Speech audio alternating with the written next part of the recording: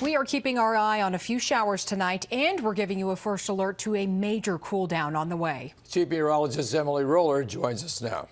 Yeah, we're watching for those changes to move in. Already noticing some signs of change out there tonight as the clouds start to build in.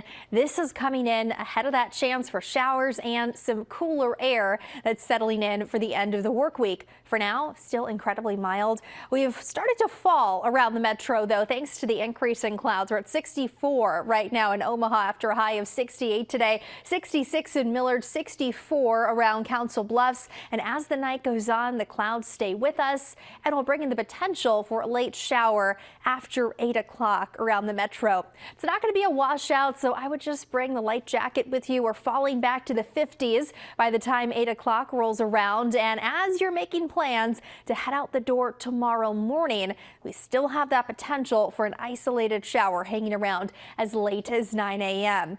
As you get into the afternoon tomorrow, slight cool down ahead, but you'll notice an even bigger difference for Friday. Get you a first alert on what to expect and a preview of your weekend forecast coming up. John? Breaking news, another emotional day in the Adam Price murder trial. He's charged with the deaths of his 2 children. Day 2's key witness, the children's mother. Brian Mastry is live for us in Papillion with the latest. Aaron and John, her name is Mary Nielsen, but in 2021, she was Mary Price. The couple was getting divorced. She took a job in Rock Falls, Illinois. He stayed at his home in Bellevue, Nebraska. Now, they split custody of Emily and Theodore, known as Emmy and Teddy. She's 5, he's 3.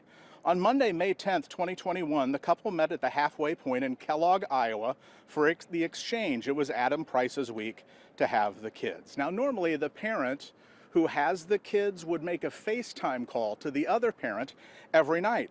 She testified that Adam Price made that call so mom could talk with the kids on that Tuesday. Did the same on Wednesday, as well as on Thursday of that week. But Mary Price noticed some changes with his demeanor. Generally, he was short, irritated. When I would observe him on the FaceTime calls on May 13th, he was flat and emotionless.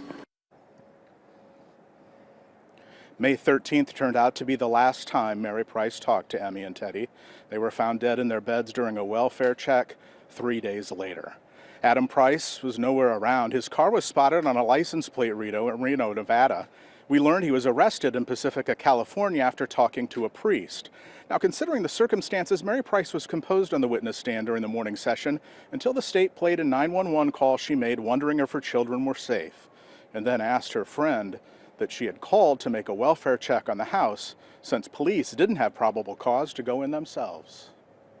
How did you learn that Morgan first arrived at that residence? She called me when she got there. What did you tell her when she called you? I told her to just go in. When she went in, what did you learn next from Ms. Schroeder? She said that the door was open and unlocked. Do you know what she meant by that when she said open? She said it was cracked open. What did you learn next? She said the kids were in their beds. Hard to listen to. She testified that the person she told dispatch that her then husband had epilepsy is that he has a history of not taking his meds and would have seizures. So the defense asked her about this, also asked about Adam Price being emotionless in that last FaceTime call. On the stand, she admitted that she had previously described the situation that was nothing out of the ordinary during depositions and that the children seemed happy. Just late today, 2 other interesting side notes. We saw for the first time the body cam footage of the arrest of Adam Price in Pacifica, California. We'll show you that new live at 6:30, as well as a priest who he says Adam Price said that he had harmed someone. On your side in Papillion, Brian Mastry, 6 News. New details on the former resource officer at Elkhorn South, Deputy Juan Casando Moya. He's been cited with misdemeanor for sexual assault. He's on administrative leave for accusations of an inappropriate relationship with an underage student at Elkhorn South. Casado Moya has been with the Douglas County Sheriff's Office 11 years. We're learning more about the deadly shooting at a bowling alley in a small northeast Nebraska town. Nebraska State Patrol says Curtis Strom and William Reffert were shot and killed in Bloomfield yesterday morning. Strom was 77, Reffert was 49. Investigators say today that Elias Reed has been arrested. They also say that Reed argued with Reffert and then shot him, and also Strom, who was not in the argument. Reed is booked for 2 counts of murder and 1 count of robbery. His girlfriend, Kaylin Sweezy, is also behind bars, accused of helping Reed get rid of the murder weapon in a ditch outside of town. Valley's police chief is facing charges.